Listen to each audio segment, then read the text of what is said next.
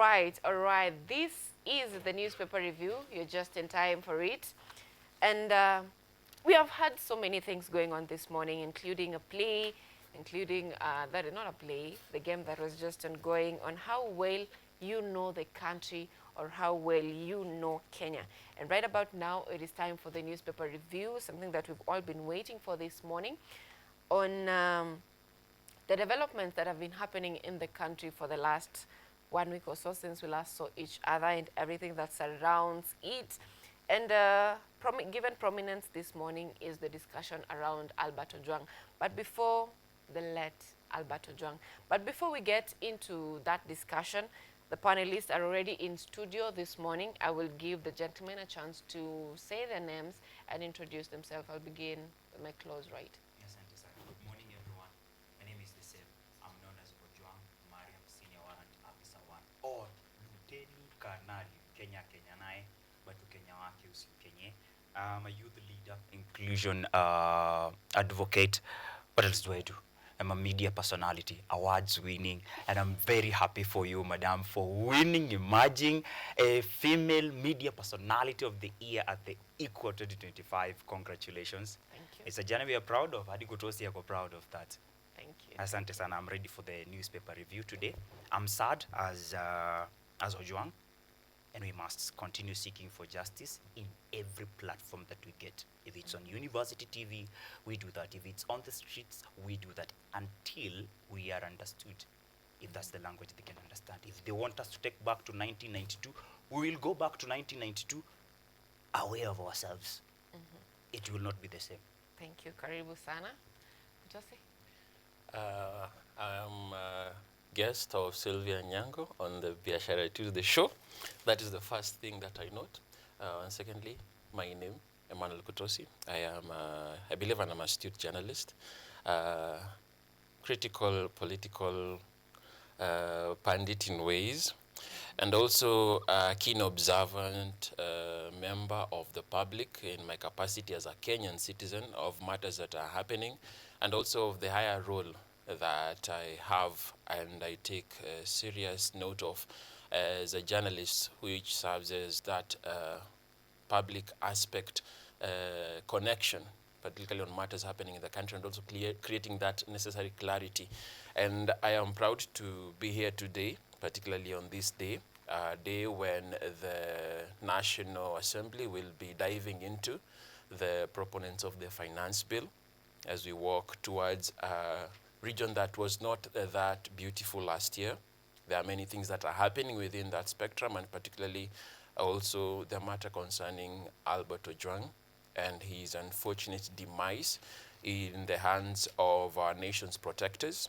And also, I appreciate that it also casts the light on various aspects that I believe you're going to dive into, because I think currently the one thing that maybe the Kenya Police Service is proud of is maybe being a good football club within the Premier League, but there are a lot of other issues that need to be addressed so that at least the name, the National Police Service, does not move back to what it was before as the National Police Force. Yeah. Thank you Still so a much, force. Kutose, Yeah. for making time for us this morning. Now, let me just begin from the point you've left us on in introduction, Kutose, about being a keen observer of the state. And yesterday we saw the father of the late Albert Ojwang give a statement thanking the president for making a personal initiative of calling him and even offering, I should not say compensation, let us use the word donations to aid the burial process. And this was 2 million Kenyan shillings. And we've also seen a situation where the county government of Homa Bay is keen on restoring peace, or rather compensating, and it has offered to build a 2-bedroom house for the family. Now, as a keen observer of the state, would you consider this as a way of toning down the jitters surrounding the death? And you know, the family also said that it's now stepping back and giving IPOA an opportunity to conduct the investigation. What is your take about this gesture by the government? I believe the gesture is not particularly from the government per se. It's from President William Ruto. And seeing that even we are rather on the week that was heading towards Father's Day, if you are Kenyan who was able to connect with the video of Albert Ojwang's father inquiring concerning the end of his son, you would be someone who would be touched, not only for a father or a parent, but even as the common Kenyans. Because what we can say is that the president ametoa pesa ya matanga, and we appreciate that because it means it's a gesture which means it also connects with him. Not only him, even the Right Honorable Raila Odinga made a donation of 1 million shillings. Let's not look at the amount, but the gesture itself. It means they do connect because our president is the father of children and also of sons, one who also ensures that we have interesting rides in the matatu sector. And not only that, the Right Honorable Raila Odinga is not new to the idea of losing a son. He's a man who was lost his son, the late Fidel. And it was something that was also hitting for the family. So they can connect with this. And it is sad that this would happen to someone even within that region of the Nyanza region, but it has happened. However, there are some utterances, particularly from the political class, that still put to question the realization of the gravity of the matter, because it may be one life, but it is one life that is illuminating issues that are within our system.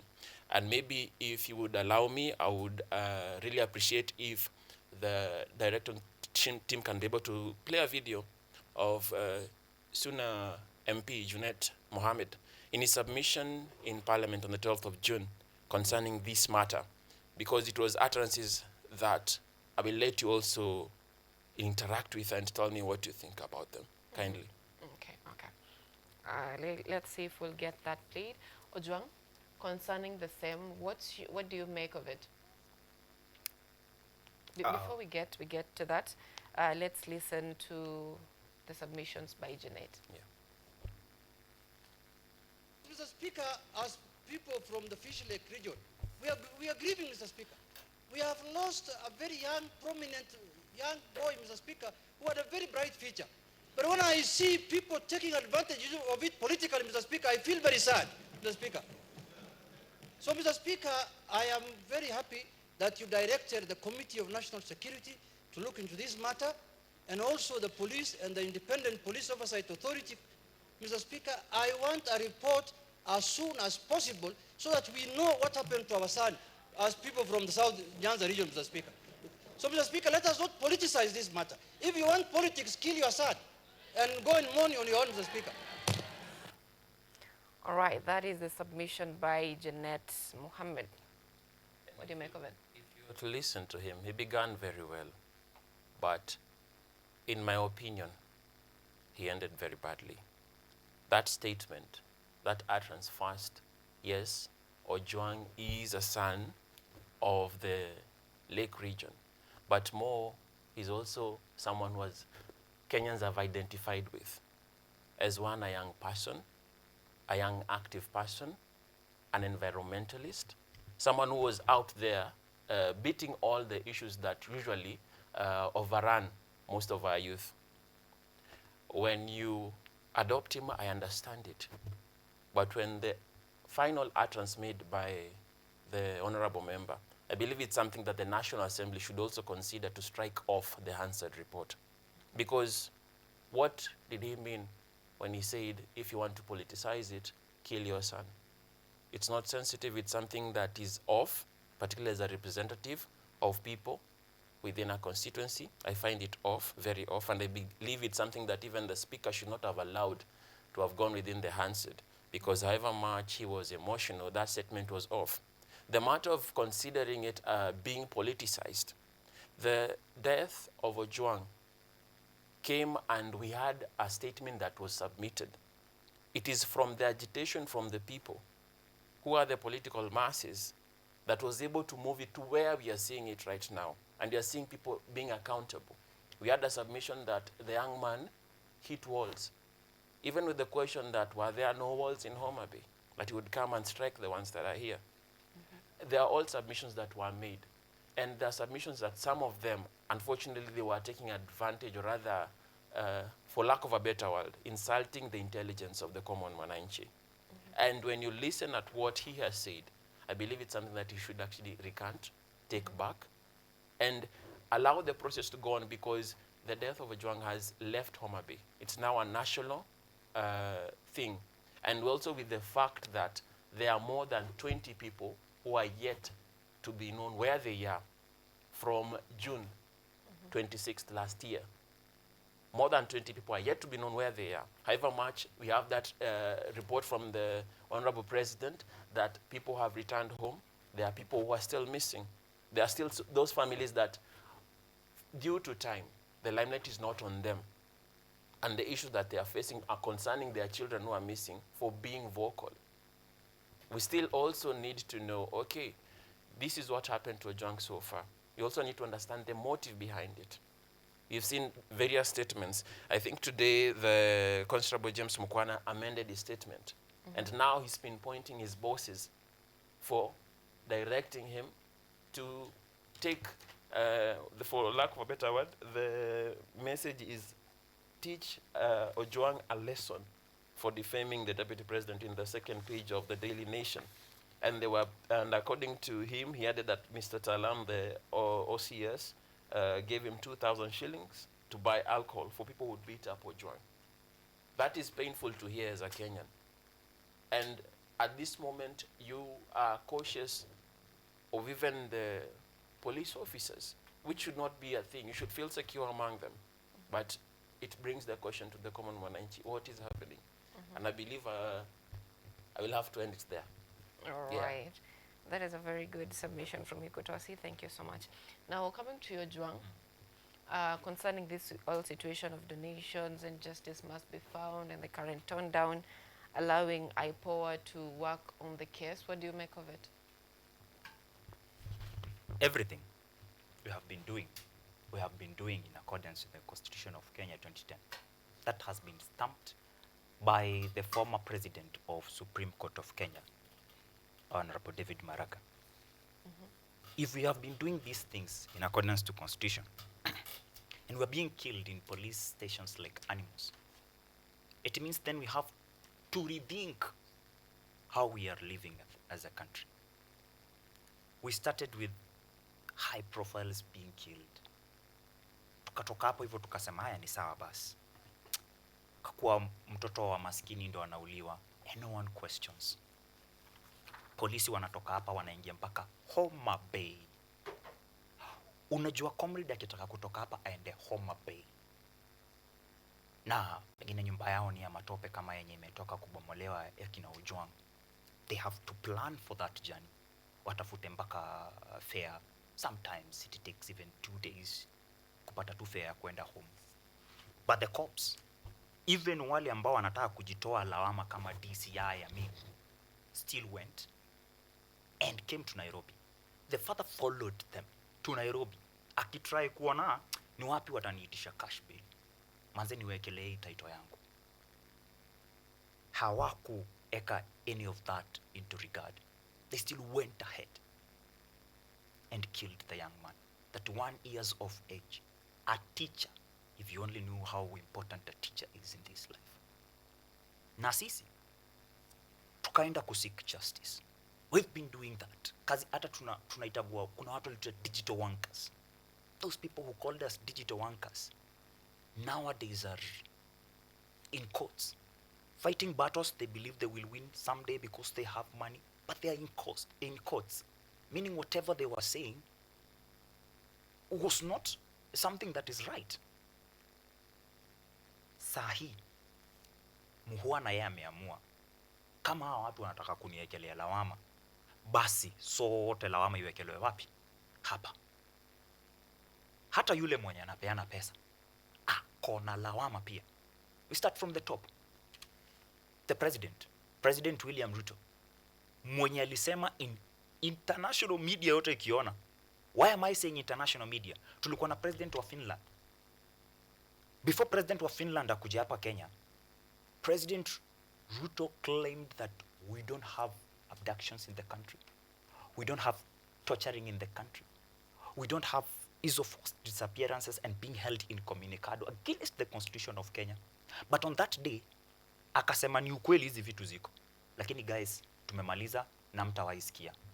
We are used to President Ruto speaking like this. Even pre-2022, alisema, under my watch, hakutawahi kuwa na vitu kama hivyo. 2017 we had the cases of River.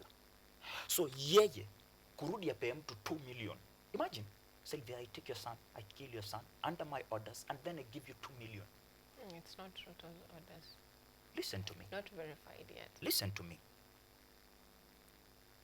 Before DIG Lagat stepped aside, Muhwana was the suspect. From Muhwana, we went to OCS Talam. We will climb the ladder.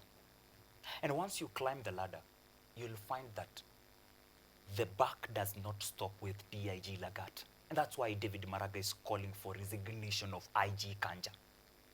Kama tushafika hapo hivyo kwa IG Kanja, mimi na watu wote wa Mount Kenya, Totile na Agaja, even the President Ruto is involved. Then you calling and giving 2 million, another person calling, giving 1 million, this family needs this money. I wouldn't say the family was chukue pesa. Before hata walete hizo do, akina Eric Omondi walikuwa washaanzisha michango, akina Hanifa Farsafi walikuwa washaanzisha michango.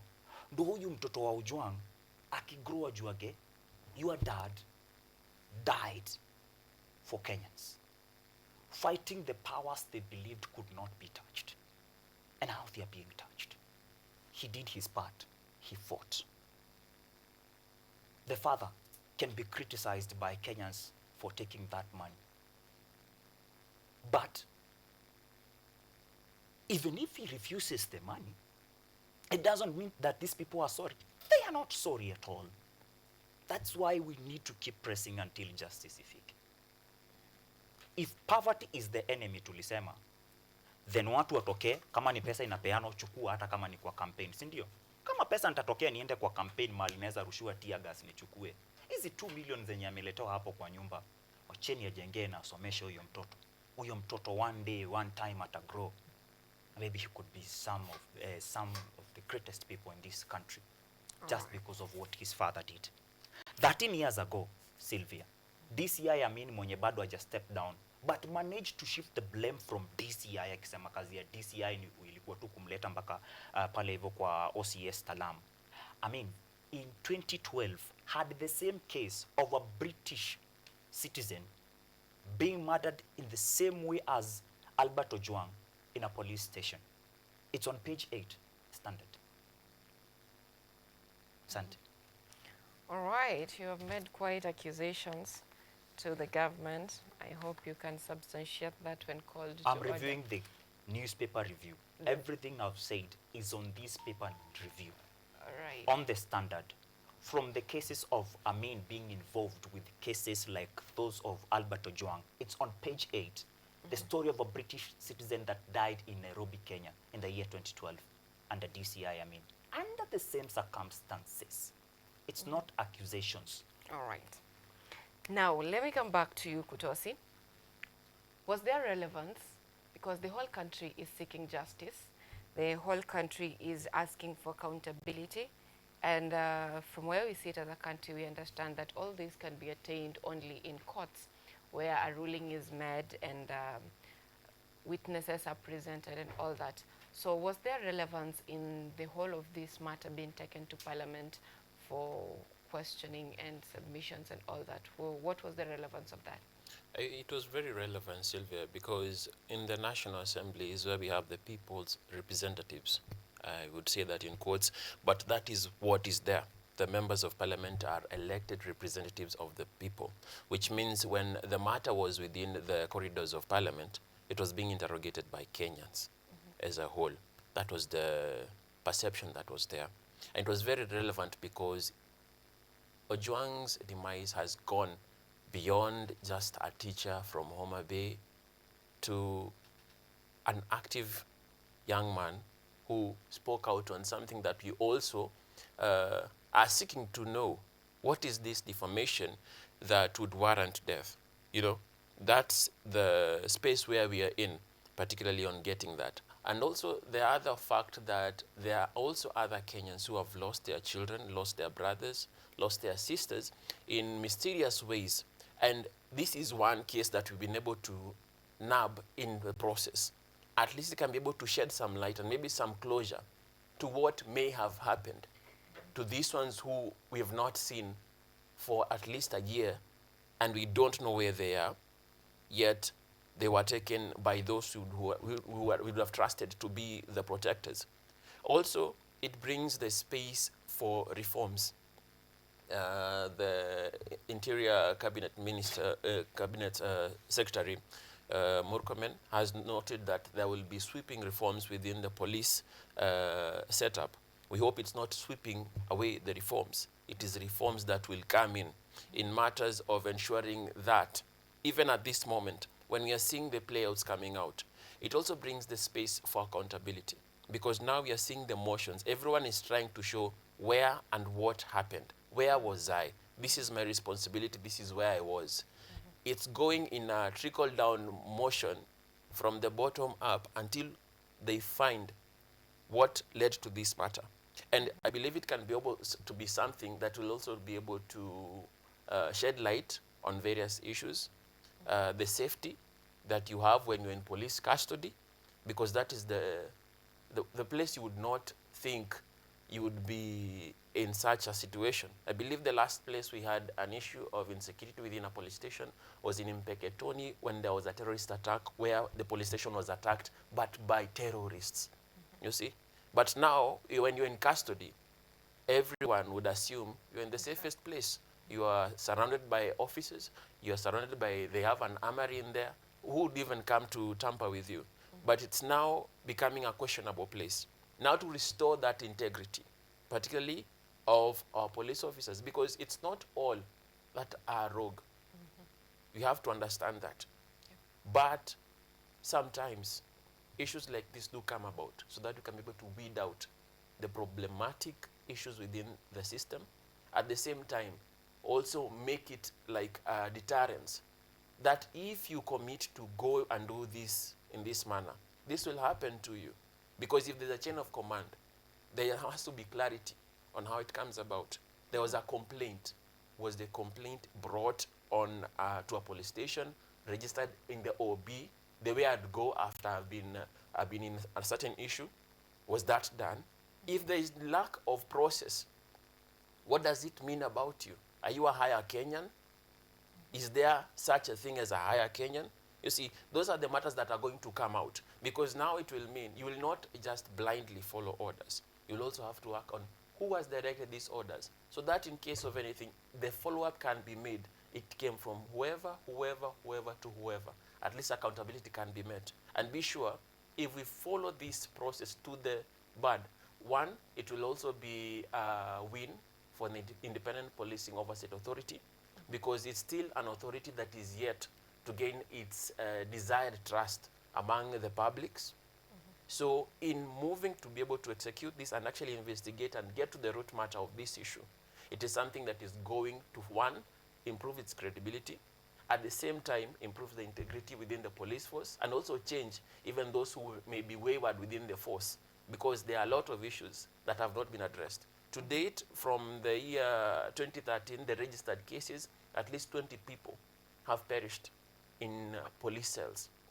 It's only this one that we are following up so keenly. There are several that have gone and have perished with time. Even as you peruse through the submission made by the Constable James Mukhwana, you're able to notice that he's pinpointing that he was supposed to be, this issue was supposed to be just watered down. But now it's coming upon him. That's why he's recanting. So he's not recanting even for the right reason. He's recanting because he's noticed he's about to be the sacrificial lamb. And if at all that is the matter, because it's all in an alleged at most atmosphere, we are yet to find that now officers will report correctly, will be truthful, because that is where they are charged. Utumishi kwa wote. That is what we trust should be the motto, and actually the active motion within the police service. All right, all right. Now, Ojwang, do you agree with Kutos's sentiments that the submissions in Parliament were relevant for this ongoing mission of seeking justice?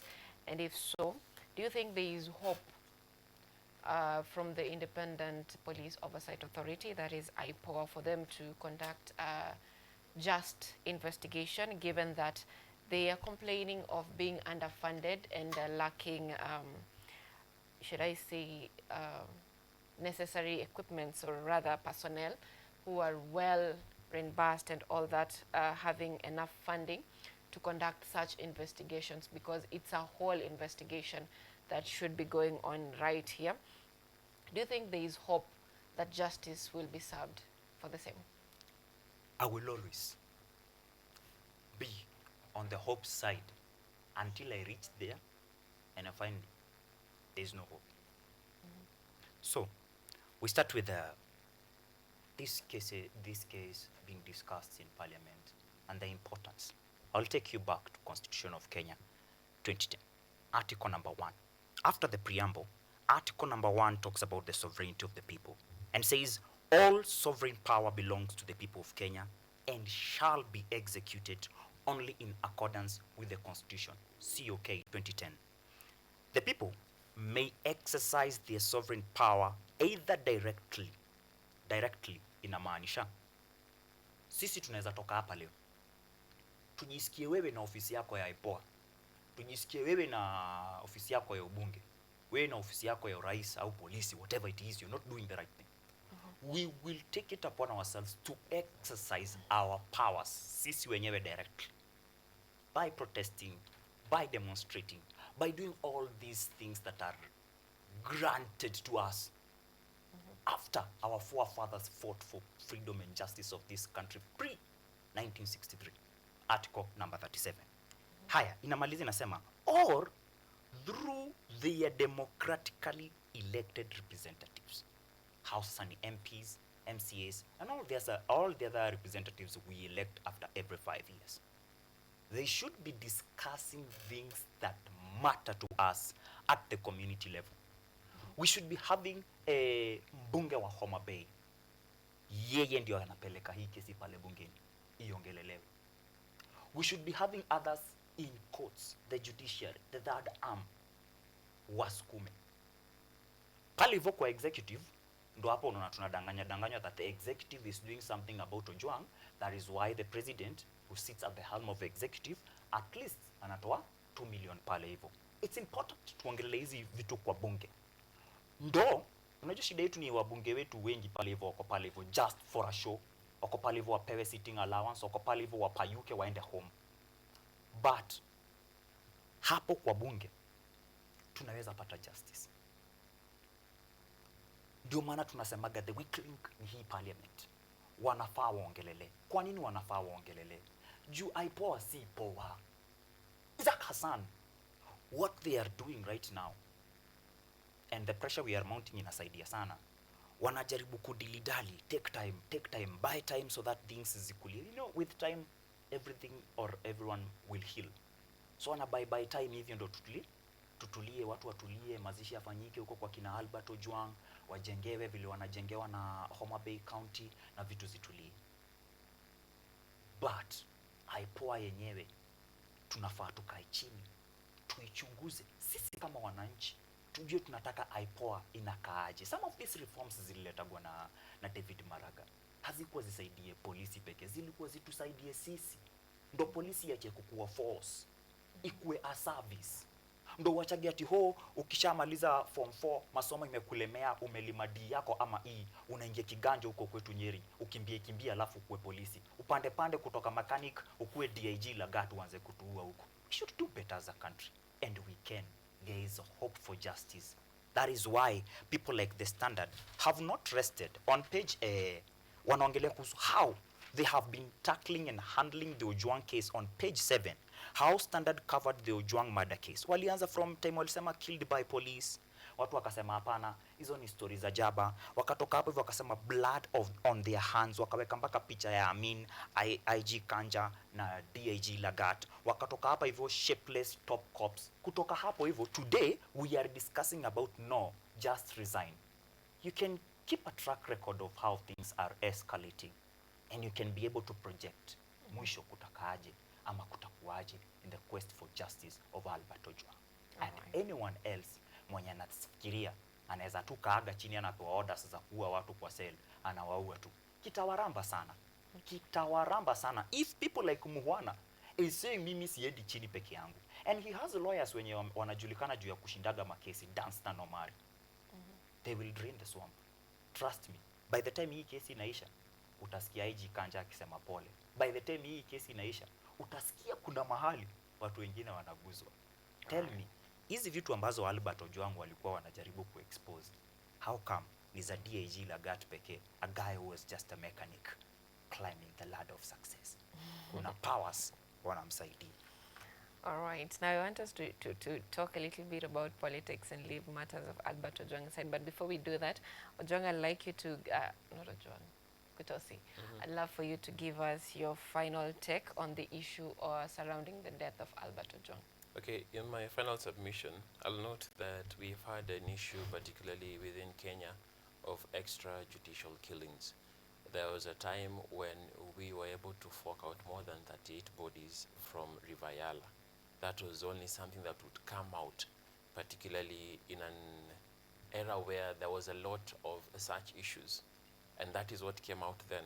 Before that, we've also had similar issues. Coming towards the 2022, around there was an issue within Nakuru concerning a gang that had come up. That was the confirmed gang, I believe.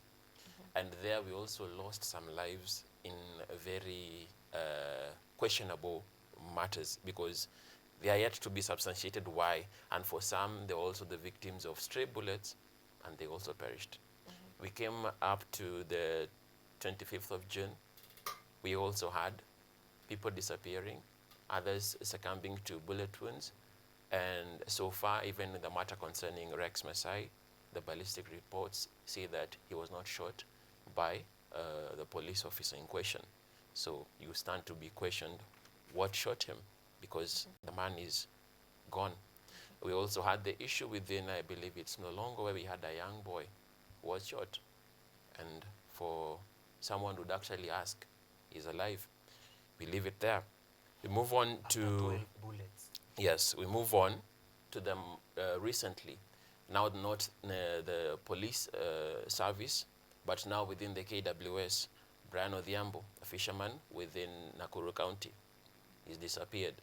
He was arrested by officers that can be confirmed by witnesses who are there as he was being taken in. He's never been seen to date.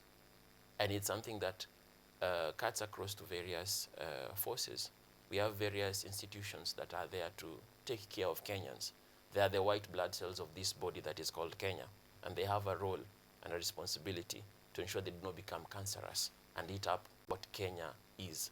Because we've come so far as a republic, we appreciate the struggle that was taken by those who were there then. And since we are the ones who are here now, we need to make it better so that the generations that come after us can also appreciate what happened now. So I believe the issues that we have and the ones that we are facing right now are an opportunity to change, and to change immensely. Thank you so much. I hope this narrative of police officers saying that he or she was on the lane, alikuwa kwa barabara ya bullet, will not be a case in the coming days. Now let's shift gears to matters a little bit of politics. Tuongelee maneno ya familia, the cousins.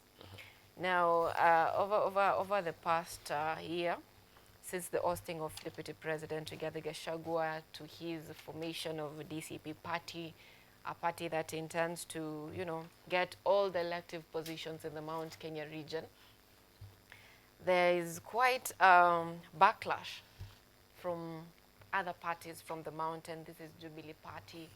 and now kuna mvutano. Kalonzo sijui yaingie kwa serikali, anasema mimi siingie kwa serikali, mimi bado niko kwa upinzani. Kuna chama cha Jubilee, Secretary General Kioni akisema those advising Matiang'i to form his own party are brokers clinging to regional kingpin politics and are scared of a revitalized Jubilee. So there is the fight for the mountain right now. DCP, Jubilee, Matiang'i was previously fronted as Jubilee presidential candidate, and now he's being advised usifanye makosa ambayo Gachagua alifanya kuingia kwa party bila chama chako.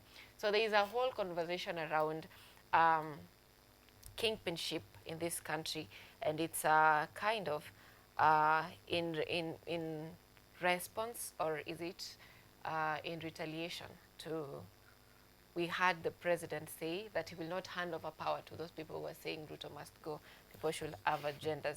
So the current political temperatures in the country are not so much spoken of because we're all turned into Ojwang's murder.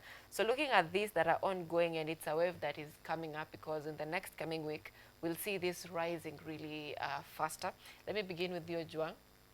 What do you make of this current political situation in the country? The politics is boiling, and it's boiling nicely. Napenda vile iko kuchemka tu mdogo mdogo. In Mount Kenya ndo kuna chemka zaidi now that the High Court of Kenya ruled in favor of the NDC, Jubilee Party's NDC at 2023, that declared Kioni as the SG and the vice as David Morathe. So now Jubilee is going to fight for its rightful place in Mount Kenya, because they are fronting it as a party of Mount Kenya, the same way they are fronting UDA as a party of Rift Valley region, and ODM slowly people leaving it to the people of Luo Nyanza.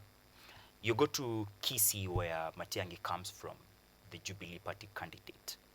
He has his own party, UPA, United Progressive Alliance. It's a large party, but based in Kisii, Nyamira, hayo maeneo ya Gaki. And because of the factor ya our cousins, people like watu wa Mount Kenya wanasema hii Gaki could be Kenya, because they are all Bantus. Ni vile wao juu. Unajua vile wakisiu kuwa na haraka hawakumali wanataka kusema Kenya iishi. And we the youths are supposed to be at helm of this politics, because all these people wanaongelea kuhusu future yetu. Ukisikia DCP, Democracy for Citizens Party, imetengenezwa, wanatengeneza wakisema nyinyi vijana tunataka mkuwe na maisha mema. Haya, wengine wasema haya vijana. Kila mtu anaongelea vijana. Sisi kwani hatuwezi jiongelelea? We need to be there. We need to be active there.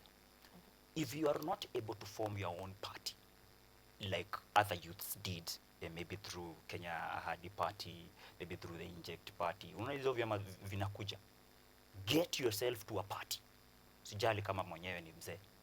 These parties are vehicles. Ukiingia gari, wewe unajali dereva ako na miaka ngapi?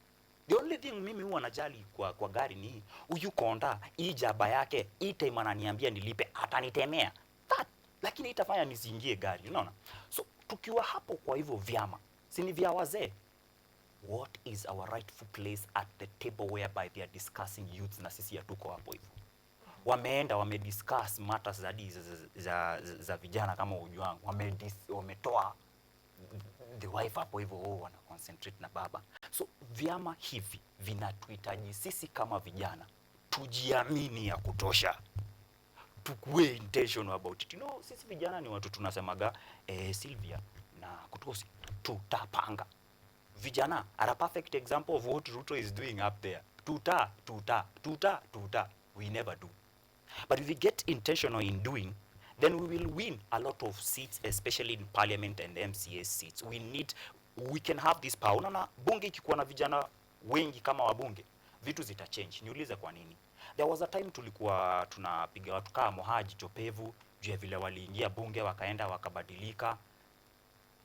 Wako na chance ya kubadilika. Mzee hana chance ya kubadilika, juu anashangaa. Wewe Sylvia Nyango, mtu nimeona tu juzi hata ujui DJ Pinya akiongelelea mambo ya trust issues.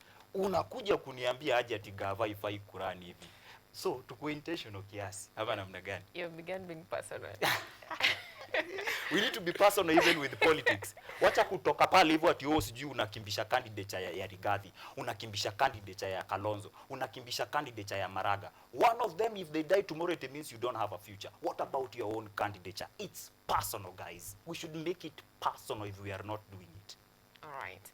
Now, coming back to Kutosi, we have former CS Moses Kuria hinting that he will rejoin Jubilee Party following the aggressive rebuild that is on the Daily Nation. Sio maneno yangu hayo, ni maneno ya Daily Nation. And President Ruto said that most commentators say that they don't see a man fit to, compete with our President William Ruto on the 2027 ballots. And the president also said that he will not hand over power to those people who are chanting, Ruto must go. What do you make of this? When you say that, I remember something I saw from a post from a young politician who doesn't know she's a politician. Alikuwa post something. Gen Z, if you don't decide who it is in 2027, bila break. And I'll hold it there and tell her to continue doing what she's doing because it's also enlightening. But something I'll also pinpoint to, however much the president said he's not going to hand over power to those who say Ruto must go, the power may be in his hands, but it's donated power. I'll also piggyback and tell you that at some point, former President Uhuru said he's not going to hand over Kenya to a thief. He was alluding to someone.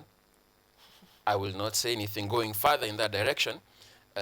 And also, we've also been seeing a lot of rhetoric from the government side, and also from the ODM side after their MOU with the Kenya Kwanza Alliance, that now it's time for development. Politics, we will see it later. But when you look at matters on the ground, they are going for the Swahili proverb, chelewa chelewa utampata mwana si wako. They've seen the DCP party coming from the claims of a very bitter former deputy president. His bitterness has mushroomed into a party, and now he's moving on the ways of trying to mushroom support for the party. And within regions where you are seeing now the current occupant of his former seat, that is the Professor Kithure Kindiki, also peering into various regions in empowerment drives. Empowerment drives, which is very good. Empowerment is good for the people, but also it's suspect because you find, like, I think within the past week, we've seen them, like, after Rigathi Gachagua would call out the people of Eastern region cousins of the Mount Kenya people, there was a lot to beat that narrative. I find some mischief, for lack of a better word, from the government in saying that people should not be in politics. But at the same time, it's like for every banter that is coming from Rigathi in his newfound place as an opposition leader, they really go against it so hard. If at all we were clear about not playing politics at this time, I think they would let some things slide. The terms of cousins has not only come from the former deputy president's mouth, we've seen it come out of the deputy president, we've seen it come out of the president himself, and even in the motions that we are seeing. In fact, I think it's the issue of the death of Ojwang that has more or less toned down the political drumbeats. And also it has also become a subject within the political angles because it's just everywhere and there. So politics is on, DCP is there, Jubilee Party is struggling to maintain its dominance. For a rather big time after the 2022 elections, we saw a lot of members of parliament from the Jubilee Party sidestepping and leaving a husk of the Jubilee Party. And now, because we are literally heading into the election period, already campaign mode is already on within Kenya because people are already dividing on several issues. We have the one-term slogans coming about, the Kazi Bila break situations, the two terms, all that is political banter. in the subject of developmental agendas and everything. So everyone is already on top of vehicles, ensuring that they mushroom support for themselves, because there are some, if it's development, it doesn't really require that much banter. It will be visible, I believe. And also, for the former deputy president, he, and also you've noticed Senator Methu from Nyandarua County noting that kujenga ni kwa muda, kubomoa dakika moja. That banter is also something that you see. These are guys on an agenda to maybe discredit the motions of the Kenya Kwanza government, which should actually be answered by active developmental projects, not just words. You see, but when there's an exchange of words, that's where the politics is. And there's a lot of drama that is happening in that arena. Within the Jubilee Party, Kioni is trying to hold ground because, for lack of a better word, it seems that Rigathi has been able to mushroom the mountain in a way that the Jubilee Party has been rather relaxed about. And now they're moving in that direction, trying to stake their claim.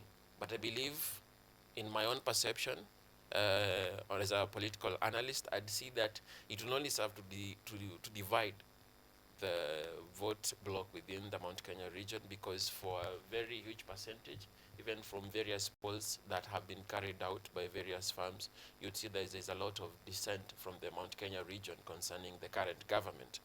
But with this, I believe all it will be able to put out is a divided opposition, which is actually something I believe even the current president is banking on. Because as long as you're divided, then it's all for the taking. Because in real sense, we are yet to see, rather, there is yet to come out that one person, or rather that one, or the second horse that is going to chase after the current president as he seeks to take his second term in office. And within the vision, a lot can happen. So we're just still watching it out, but the Mount Kenya region is about to be a divided place if they do not find a common ground within the DCP and the Jubilee Party as it is, because you cannot discount the support that each of these parties have within that region. That is very much well said. I love the statement you made that chelewa chelewa utapata mwanasi wako. Yeah. And the ODM is really running with it, because recently we've seen Sifuna say that as from where we stand, our MOU, that deal is no longer functioning. And you know, when Sifuna speaks, ODM has spoken. ODM has spoken. Now, this leaves us with a question of, do we see a looming fallout between the agreement between the ODM party and UDA party? It would be too close to call it, but it would not be wrong to call it. It's too close to call it, but it's something that, if you look from a distance, you can see there is something that is, there are partners who are just in a turbulent situation. It's like a convenience marriage. And for reasons that the values of the various parties will come to move into, because you're seeing, this is not the first time we've seen an issue from the ODM side. We had an issue when the National Assembly, there was an issue within the judicial system, and it was noted that the Azimio side is the majority. We had a shake-up there of that broad-based situation. We are seeing it right now with the matters concerning abductions and forced killings. It's also creating turbulence. We don't know what the next will be, but probably if you were to call it, you'd not be wrong that there may be another shake-up that is about to happen that will see ODM and UDA say Falling tools. apart. Yeah. As well, do you see a looming fallout between ODM and UDA? You know, the Secretary General, Edwin Sifuna, is a man who is between a rock and a very, very, very hard place. You are in opposition, but your party is in government. Liwe ya kuongea ukweli inakosekana. Because today you tell us that we don't have an MOU. Tomorrow you tell us the MOU we signed sijui ya aina hii. Tomorrow you the next day you tell us you are not part of the government. The other day you tell us you are here to help the government. That's why you've donated CSS. And you're still there. Martin Shukuku, an MP called Serone, they told Jomo Kenyatta that this Kanu is going to die. He did not believe it. Do you know why? Because after Kenyatta, Kanu went on to rule for more 24 years. Marriage of conveniences have been there through that journey of 24 years. Tuende mahali karibu sana, sijui kama ulikuwa umezaliwa 92 inani affect sana na 97. You see, you cannot teach new tricks to an old, but a new one or a young one can learn the old tricks. We were not participating, but we've learned the tricks. They did the tricks. Will the tricks still work on us as it was in 1992? I'm talking about the card ya kuseparate a region. Chukua Rigathi, chukua Uhuru Kenyatta, wapiganishe Mount Kenya. That happened in 2022. Do you think in 2027 Mount Kenya will make the same mistake? What I'm foreseeing, by 2027, maybe February 2027, the whole of Mount Kenya will be supporting one presidential candidate. Because if they do not do that, then we are bound to fail, and Ruto is bound to take another chance at the State House. That is why he's doing a lot of facelifts. He feels he has played the game before as a young student in Nairobi University and a girlfriend from Kenyatta University, CU, Rachel. They won. Will they win this time? It's upon us. Kuna tactics mingi sana zinatumika za kufanya vijana waogope sana, including online monitoring. Online monitoring is something that will be there today, tomorrow, hata future. What do we do? Tunaishi na uoga sasa now that we are being monitored. There's actually a budget allocated to the Department of DCI for application of system that is supposed to monitor your internet usage, everything that you do on WhatsApp, Telegram, and everything in between. And it's not sure of the figure, but it's supposed to, it's given the name managing cyber crimes. But if we look at it keenly, it is something that is supposed to be monitoring every activity that happens online. Aina shida. It's a good thing. It should happen so that we don't have people exploiting others. But my question is on the same. I went to campus to learn about solution-based answers. I went to campus to learn about sustainability. And I went to campus to be able to answer hard questions that affect me as a youth who is coming from ghetto. Nimezaliwa Majengo, Nyeri. Now that they are monitoring us, what do we do? Tutahama vile ambavyo mbunge anaitwa nani huwa Dagoretti North anasema tufanye Beatrice Elachi. Tutahama tutoke hii nchi yetu mahali ambako tulizaliwa, tutakaa hapa, si ndio? Tutatoka online turudi enzi za kina Medusela kule Dakich, tutakaa hapa, tuna improve mpaka AI, because we have to continue doing it whether they are monitoring or not. We are supposed to be our brother's keeper. Wewe wamekupata, si ndio? Kesi yako ni gani? Wamesema DIG Lagata amefanya vitu fulani, ni sawa, tutakusaidia di mahali tutaweza. If Kenyans walikuwa wameweza kufuata hii nini ya Albert Ojwang vile baba yake alifanya, huyo jamaa angekufa.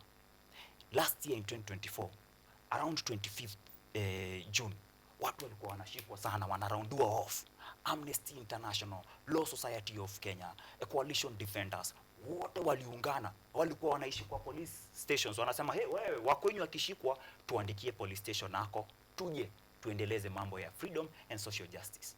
There is a reason our forefathers died. Yes, hawakushinda, because you know the history teaches us that our forefathers won. They did not win, but they fought until tukakuwa na bendera yetu, si ndio? That should count, so that hiyo mission yenye walikuwa wameendeleza tumalize. Bado tunaishi kwa ukoloni. Ni vile mkoloni wa sasa sio mweupe, but juu ya pesa kuna wengine wamekuwa weupe. So unaona vile una glow. Mkoloni wa sasa sio mweupe, unaona? Ni yule mzungu anakuja, anashika Ruto, anampinya mahali, anamwambia hustler number 1, we see you from Sugoi. Tunataka ufinya hawa watu through pale hivyo kwa taxes. Tunataka ufinya hawa watu through abductions. Tunataka control narratives this way. Ni lini sisi kama Waafrika tutasema haya basi ni sawa? Burkina Faso wamejaribu, amefika pale. Si hata sisi tujaribu kiasi. Tujipiganie. Na si lazima jeshi chukue hii nchi. Why? Juu kama saizi hatuna jeshi yenye tunaweza trust. It's the same question vile President Ruto anauliza, amongst you who is man enough to bail me the cat. For these things to happen, we must be able to look. Sisi kama vijana, naongelesha vijana juu wameja hapa hivi. Lazima tuangalie strengths za President Ruto ni gani na weaknesses zake ni gani. Ndio kama ni kungolewa ngo, kitu cha kwanza. You're going for a battle mode. Yeah. I'm feeling the vibe of Goliath and David all of a sudden. President Ruto is a tactful person. Tactful. President Ruto is a ground mobilizer. President Ruto is persuasive and he is a debater. He knows how he can convince huyu aingie box. Kalonzo ndo amekataa kidogo, but si hata nyinyi mnajua Kalonzo. Baba aliyeko box. What are his weaknesses? And with that we want to capitalize on. One, he has no political goodwill. As a president, mimi nikakuwa president leo, manze Mungu akanibariki nikuwe kitu kaa hicho, I would just be the president and let my CS be CSS, let my MPs be MPs, let my police be police. Ndo muhua naacha kupewa vitu orders na follow orders za ufala kama hivi. Wewe ni agent, akwambiaje? Ati chukua 2K, lipa watu kadhaa, wacha waumize hawa. Hiyo ni weakness ya President Ruto. Kitu cha pili, uchumi umemshinda. Umemshinda design yenyewe, alikuja na manifesto moja kali tena zaidi. It had a name, the plan. Na akaanza kusema wale ni waganga, hawana plan. After ameshika usukani, akasema nikiweka Biblia chini, haya yatafanyika. Alipoweka Biblia chini, hayo yote yalishindikana. Akaondoa Rigathi, akamtupa huko nje, akachange yes, akaleta ule mganga mwenye alikuwa anasema ni mganga, ikashindikana. Saizi tuko hapa wanataka kuleta Kalonzo Musyoka, inashindikana. It's a weakness. Alright. Kitu cha pili, hana watu wenye wako loyal kwake. Loyalty is loyalty when you're not buying it. If I have to pay Kutosi to say, Ujong, unafanya kazi mzuri, that's not loyalty. Loyalty is people being there. Unaona kama watu wa baba, kama baba anataka kutokea hapa hivi, watu watokee, mobilization bila pesa. That's loyalty. If Gachagua atatokea hapa hivi, haijalishi vile watu wanamchukia, watu watatokea. Amefanya kitu testing, ameingia Ukambani akawaita Kuzo, wakafurahi sana. Akaingia Costa akawaita Kuzo, bado tumenice na hiyo kitu. Siku hizi hata tukikatia madem tunaanza na high cousin. Akismile unajua uko 20% ndani ya box. Eh. Alright, enjoy. Okay. Now, I will give you chances to give your final remarks on the two conversations we've had this morning. There's quite a lot in the newspapers, from the matter breaking down the budget and now the finance bill, but we won't get into that this morning because we're about to play a game. Before that, Kutosi, I'll begin with you as you give us your final remark concerning the two conversations that you've had this morning. I appreciate Ojwang can be quite animated. I hope when he finally holds the realms of power, he'll not forget his friends and decide to make them disappear, because you've seen how political friendships can go about. I hope that the young dog will not learn the tricks of the older ones, and he'll be that person who can be able to be trusted at that time. Because I believe you're going in that trajectory, your tongue is speaking it. I hope you get there, and when you get there, I will not join you, but I will call you out because I'll be on this space.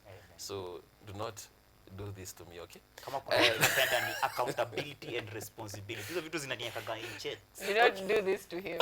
Yeah, do not do that. I need brains like Kutosi. I need brains zenye ziko. Do not. I also want to be part of your All cabinet. right. I will tell you that. But let's move on to the matter of closing the matter. We have a lot of issues that you've talked about, particularly the one thing that is very key within the Kenyan population currently, which is the demise of Albert Ojwang within the custody of police officers. I believe it's something that is going to assist us going forward as we come to unravel each and every issue, the motive, and also being able to delineate that no one is above the law.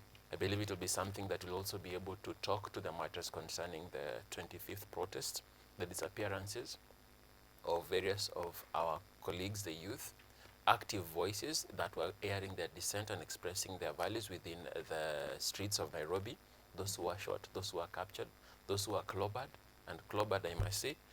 And it is something that is not right, because if you give the right, there's that dispensation.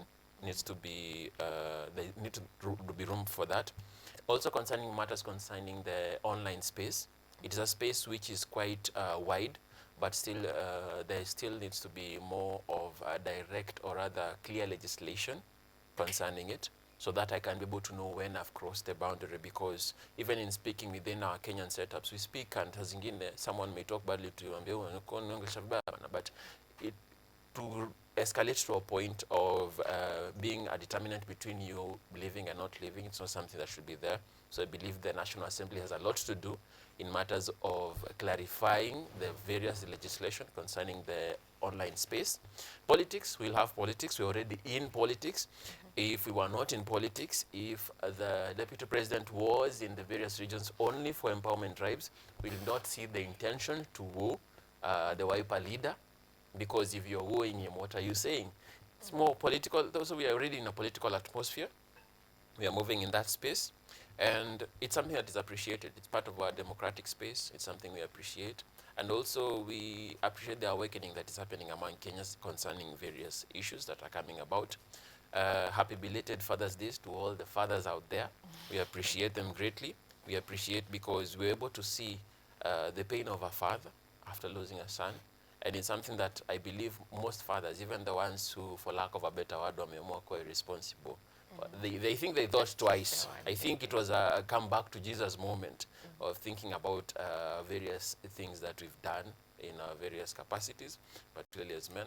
And also we appreciate the fact that we're within the Mental Health Awareness Month for men. And all the men out there, Mungu atusaidie. That's all I'll say.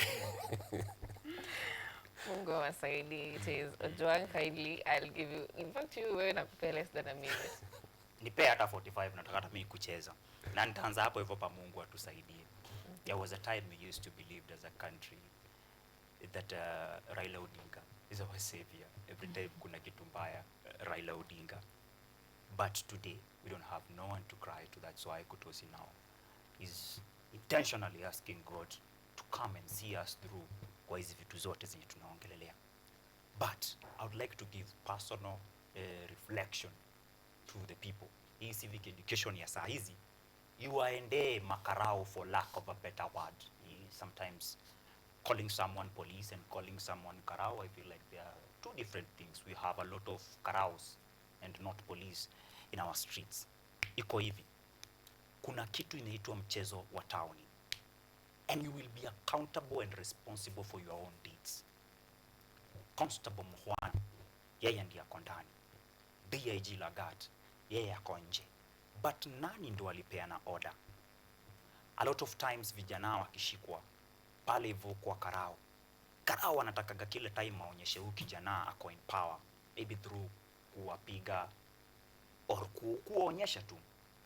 These things huwa zina happen juu Wakenya hawajaisoma na kuielewa katiba vizuri. That's why telling a cop najua rights zangu is a crime in itself. But wewe jua tu, hawa watu ile siku watataka kukuweka under the bus, sisi Wakenya wenzako bado ndio utakujia. Can we learn to be a little bit humane? Kama unataka kutesa mtu, jiulize kesho, can you handle the same? Kama unataka kuwa corrupt, uitishe mtu mapesa, hawezi pata, sijui ndio apate service fulani kwa karao, jiulize wewe mwenyewe kesho utaweza? Kwa Biblia kulikuwa na mtu anaitwa Jonathan. Huyo kijana alisave familia ya Saul in generations later just because of being kind to David. Let's learn to be kind as Kenyans. Ndio tuache kutusiwa kuitwa bitter. The reason the president is calling us bitter is because that's the truth. We are all bitter. But in all this bitterness, ukuwe kind. Ukuwe kind. Nikuwe kind. The world will be a beautiful place. Yeah. All right. Indeed, that was 45 seconds. Right, now let's get